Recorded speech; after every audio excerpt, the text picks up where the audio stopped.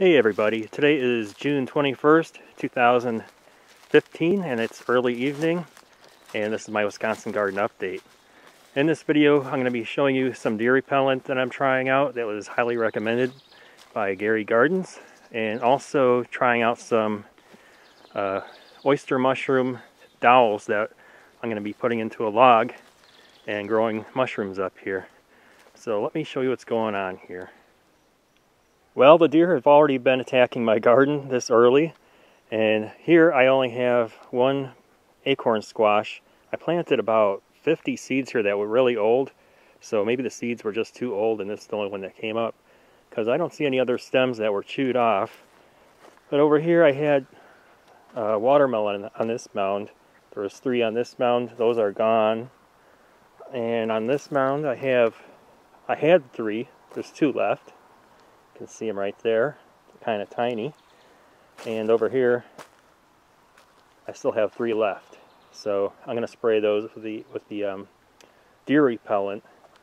And over here I have pumpkins that didn't touch those. I have 2 there and 3 over here. They didn't touch those either, so I'm going to spray those today. And over here I have green beans. I planted about 70 plants down this whole string, and there's nothing left but stems because they ate them as they came up, as you can see here. So I have a special plan for that too, to stop them from eating the beans before they get a chance to grow any leaves. But yeah, I did put down fox urine pellets, so I thought that would help with them being on the ground, but it didn't work. It only works for skunks and rabbits.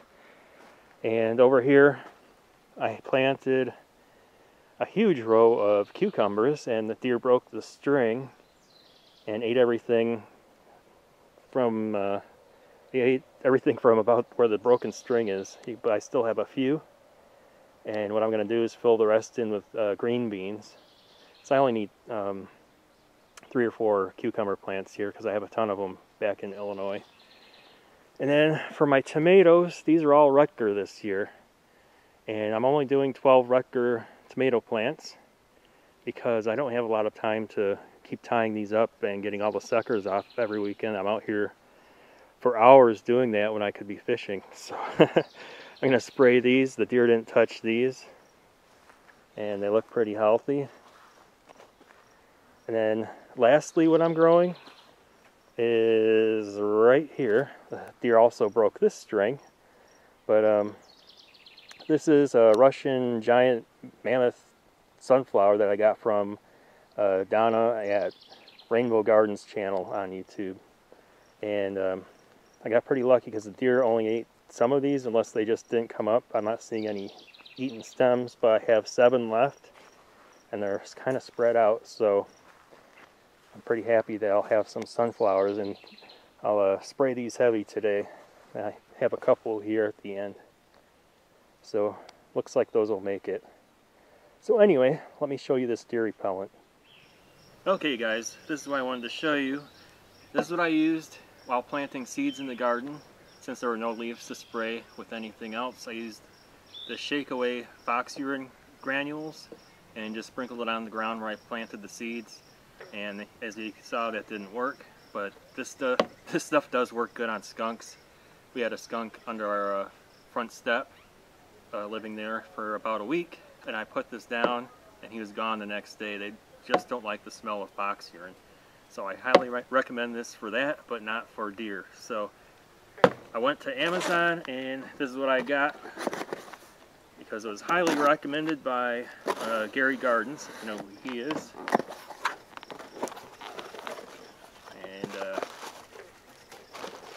This is it here.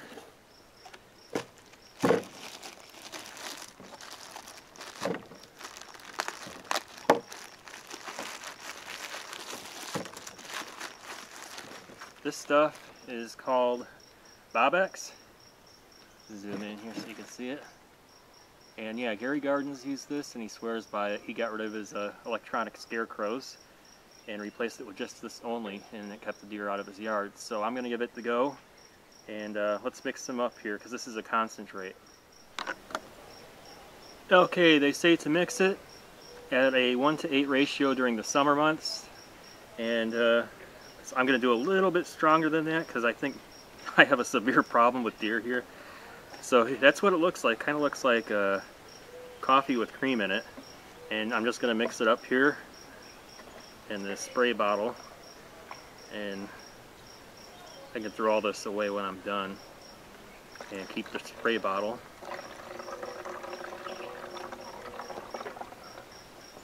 And I'll just add the same amount of water, but 8 into there. Okay, filled it up with water at a 7:1 ratio, and that's just because I was getting close to the top and I wanted to keep it a little bit stronger. So just shake it up, and yeah, this stuff smells terrible. They say to apply it every 2 months in your garden, but I'm going to be putting on every 2 weeks. If you read the reviews on Amazon, people were putting it on every 2 weeks and had 0 problems with deer. So we'll see if this stuff really works. And also, I'm going to be soaking some of this twine and putting it across the garden where I'm planting the new beans.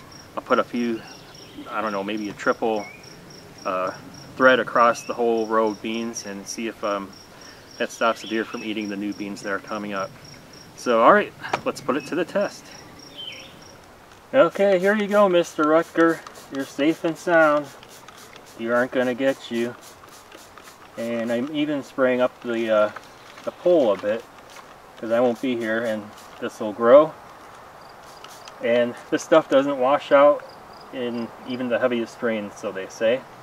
So we'll see in a few weeks how this stuff turns out, and on to the next ones. Well, this is kind of unusual. There's a flying ant dragging a spider. So I wonder if that flying ant killed the spider.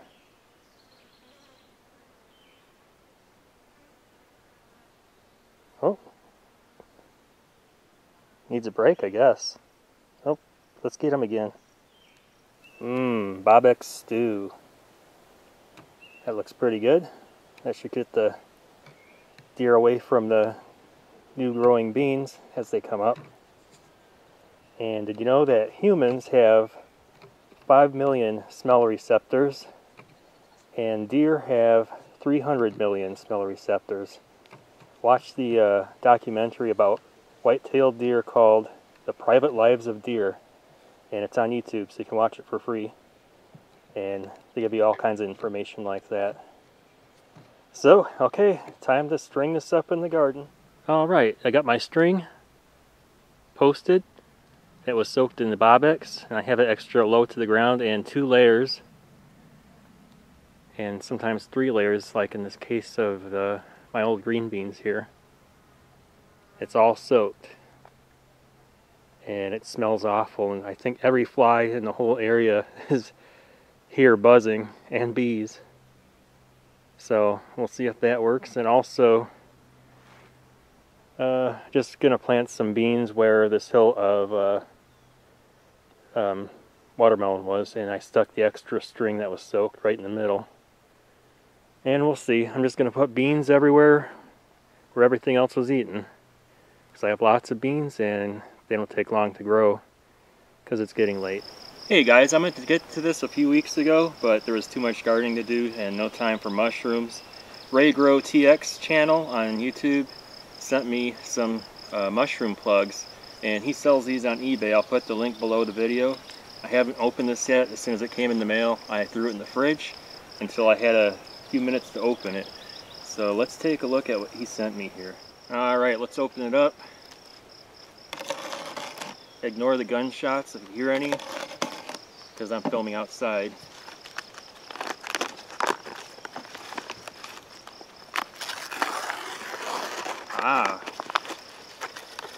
There we go. Let me zoom in on that. They look nice. Let me give you a closer look at this. This is a wooden dowel, and it's fully colonized with blue dolphin oyster mushroom mycelium. And what we do is find a log, and we're going to drill some holes in the log, pound this into the holes, seal it up with wax, and then we're ready to go and just leave it till this fall, and hopefully we'll have some mushrooms. Also, Sumi sent me 5 different varieties of mushrooms just like this in plugs, and I'm going to save some of these along with his and then do some indoors on straw. So we'll have that to look forward to. So subscribe if you want to see that, and let me show you what I'm doing next with this. Alright, I'm hunting for a log to use for the mushroom plugs, and I have plenty of old rotten logs here, but I need one that's newer, and I know where one's at the end of my driveway. Okay, as you can see here, this is one we cut last year. We had to make room for the machinery to get in here last year. This is our driveway for putting in the new well, and here's a perfect piece that I'm going to use. Nice big chunk, so I'm just going to cut it right about there.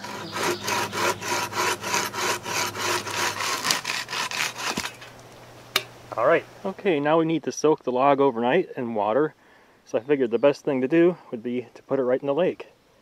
So here we have our log, and I'm just going to gently put it in the water and make sure it's totally wet. Die! Okay, the log's been soaking for 24 hours, and next we need to drill the holes for the wooden dowels. And you could use a drill, but drills are for sissies. So I'm just going to take a knife and carve my way into the log. It's not because I forgot my drill bits at home. Okay, what I've done is taken this little pan here and shaved some candle wax, melted it down in the pan. And here's a hole, and we're going to put the wooden dowel in the hole, just like that, and then just take some of the candle wax and plug the hole. Take the dowel, put it in the hole, and wax it. And that wax will hold the moisture in. Okay, I'm going to fill the rest of these holes and then put it in its place. Okay, the log is all set to be put in place, and as you can see, I'm going to put it down here in this low spot right next to this log, which has mushrooms growing on it already. You can see right there what looks to be oyster mushrooms, tiny ones. So what better spot? And I'll just keep it moist. Well, that's all for this time. I have to go back to Illinois tomorrow. It's Monday, I have to work, but we'd rather leave on a Monday morning than a Sunday night because we can get some more fishing in, just as they are doing right now. And it looks like they're having some good luck.